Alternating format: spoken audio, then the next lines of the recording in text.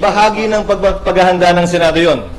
In-inspection kung kinain na nga ba ng anay yung mga dating ginamit na lamesa at witness stand, nilocate, nilagay sa kanya-kanya mga lugar, at nang makita kung ano pa yung mga kailangan gawin at paghandaan.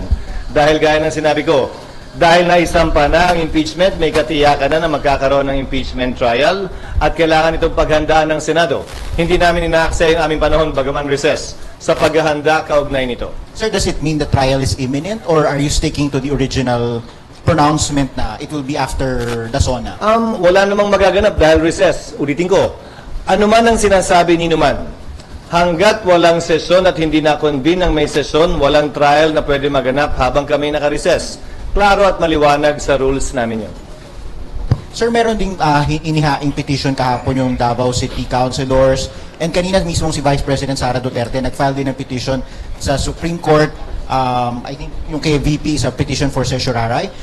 What do you make of all these petitions? Marahil providential na hindi kami natuloy sa trial dahil nag-recess kami para lahat ng mga bagay na ito ay maidulog na sa Korte Suprema, mapagpasahan na ng Korte Suprema para wala nang pipigil o aantala pa sa trial ng Senado na mga ganitong uri ng teknikalidad o issue na maaaring i-bring up ng nasasakdal na si VP Sara. So may sapat na panahon ng Korte Suprema para resolbahan at sagutin ang lahat ng mga isyong ito bago pa man mag-convene ang impeachment court. Sir, you're assuming that there will be a ruling before June 2. But what if there's no ruling by June 2 or by Sinide? Again, the Senate will perform its duty and function under the Constitution unless there is a TRO, a temporary restraining order or a preliminary injunction issued by the Supreme Court. Absent that, we will continue with our duty regardless of the pendency of any case thus filed as of now or that may be filed in the future. Sir, may last question bago ko ipasa sa iba. Meron in the past na mga nagpapa-inhibit sa mga senador. Kapag ka ba meron nag-inhibit, does it make securing a conviction easier? Meaning, bababa yung threshold ng 2/3? Hindi. Ang inhibition ay voluntary sa parte ng sinumang impeachment judge. Nasa sa kanya yon. Hindi pwedeng pagbotohan ng impeachment court yan. Na majority wins, may inhibit ang isang impeachment judge. Hindi ganoon yon. Voluntaryo ang pag-inhibit niya. At kung siya mag-inhibit, hindi mababago yung bilang na nakasaad sa saligang batas kaugnay ng 2/3 vote.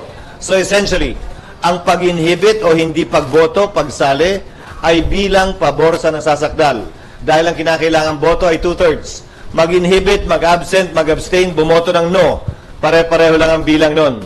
Papabor yun sa nasasakdal dahil ang binibilang to convict are 2/3 yes votes to convict. Sir, Mag-moderate na lang kayo. hello. Sir, ang Korte Suprema doon sa petition for mandamus, may inihanda na ba ang Senate na sagot? Wala. Comment? Wala. Nirefer namin ang bagay na yan sa Solicitor General's Office. Bilang abogado na tumatayo sa pamahalaan, Solgen ang sasagot, Solgen ang a-appear, Solgen ang mag-handle ng kaso para sa Senado. So ang Senado mismo, walang ginagawang pagsagot o preparasyon para sagutin yon.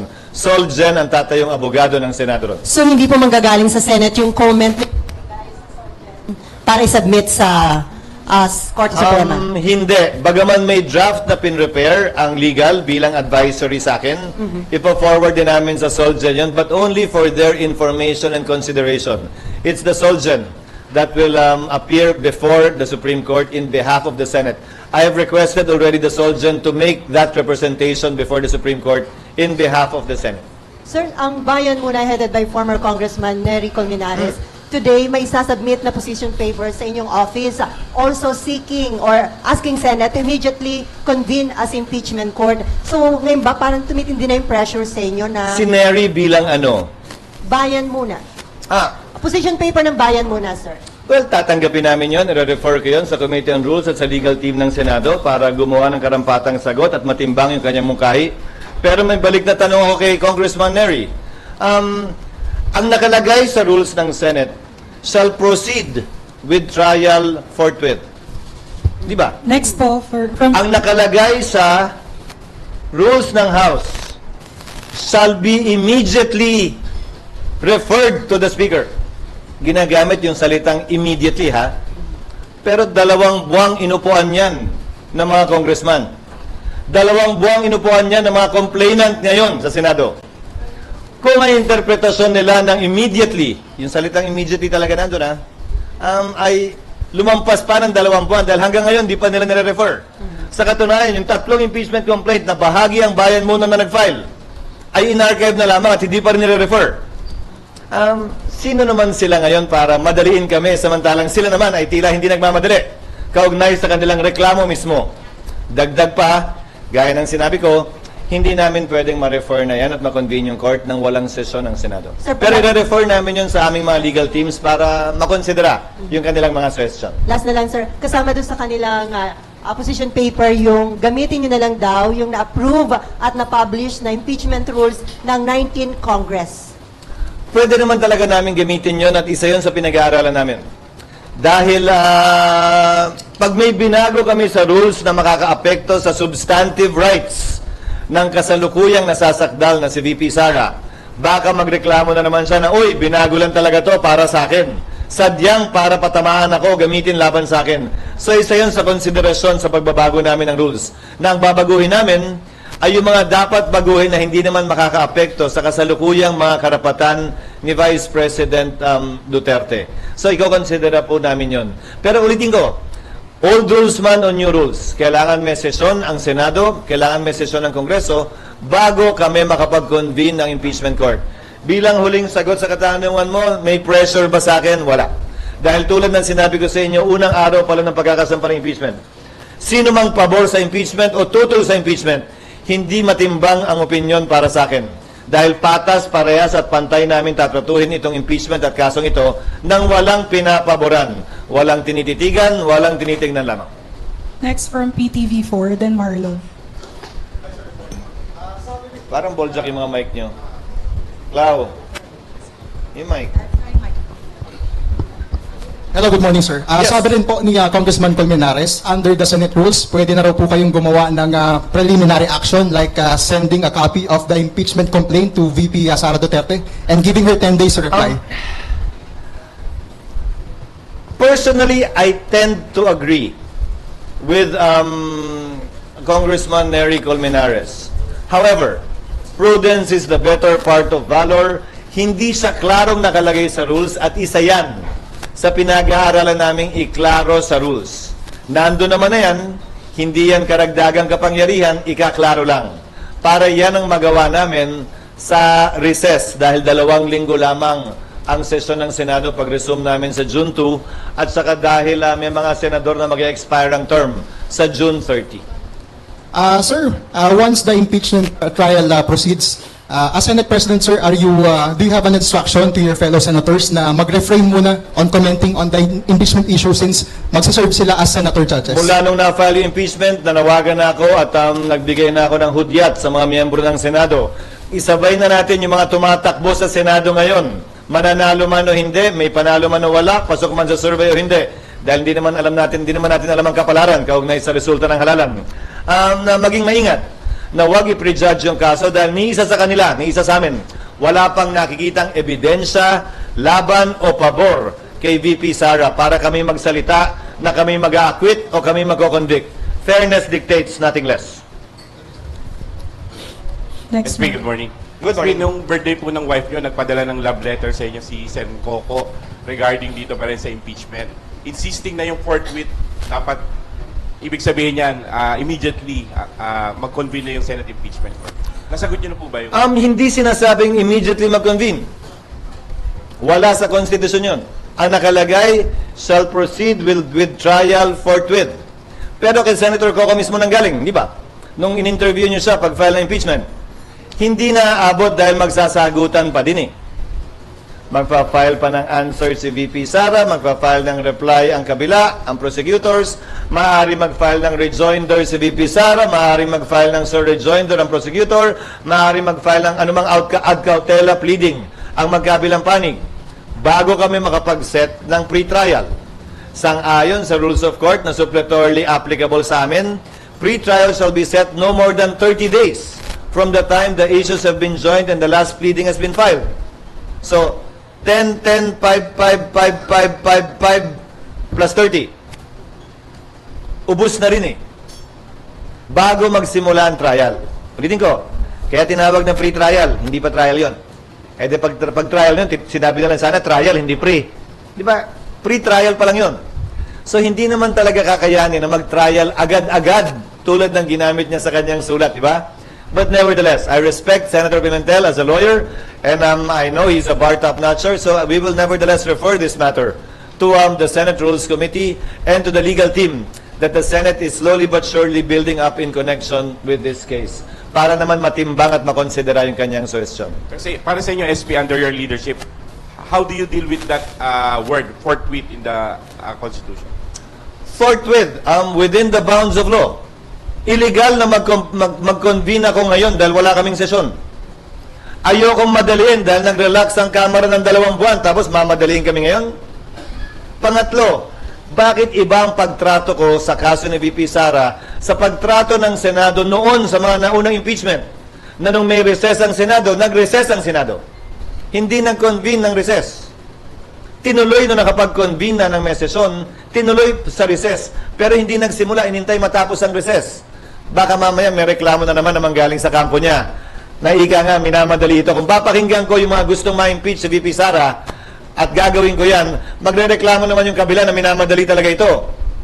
Unawain ninyo at uulitin ko. Baliwala sa akin at hindi bali sa akin ang anumang opinyon o suwestyon o pagtulak ng mga partisano. Pabor o kontra sa impeachment, pabor o kontra kay VP Sara. Gagawin namin kung anong tingin naming tama at dapat na ayon sa batas at sa konstitusyon nang hindi nagpapa-apekto sa kanila. Sir, will you ask the President to have a special session of Congress? No. I said that already because under the Constitution, I can only ask for that with after consultation with the majority and minority floor leaders and with the consent of the Speaker of the House for urgent legislation. You yourselves already know that impeachment is totally different from legislation or the passing of laws. Thank you, SP. Ma'am Camille, then Ma'am Nympha. Just to add, Hello. the Constitution said, a special session can be convened in case of vacancy in the position of President or Vice President, which includes the possibility of impeachment. But still, the framers did not say that the Senate President can can ask for a special session for the purpose of conducting an impeachment trial. That was clearly excluded by the framers of the Constitution, knowing fully well that that situation is possible. So you have to understand, when I'm strictly following the Constitution, it's only for urgent legislation that I can request for a special session. Ma'am Camille. SP, do you foresee a legal challenge if the Senate does not take any action before June? Ano? Do you foresee any legal challenge if the Senate does not take any action before June? Meron na, Lalo di ba? It will be, lalo na po tatawid to ng 19th Congress to 20th Congress. Ano po ang possible na kaharapin natin dyan? Sa ngayon pa lang may nag-file na, hindi ba, ng mandamos? Oh. So we are facing a legal challenge already, which the Solgen will answer and represent us in that case. So, may posibilidad ng may magkakaso ulit sa pagtawid sa 19th at 20th. Posible po, pero ayoko maghamon at ayoko i-assume. Kung mangyayari man yan, tatayo muli ang Solgen bilang abogado ng Senado. Pero may tanong ako, dun sa mga nagsasabing hindi tatawid ito, anong gusto nilang gawin namin? Pagdating ng June 30, parang grade 3, grade 1, finish or not finish, pass your paper. Tapos man o hindi ang prosecution, tapos man o hindi ang depensa, gusto niyo magbotohan na kami? Tapos man o hindi ang depensa at prosecution, gusto niyo ba i-dismiss na namin to dahil wala na, June 30 na eh. The law, as a principle, frowns upon not completing what has been started.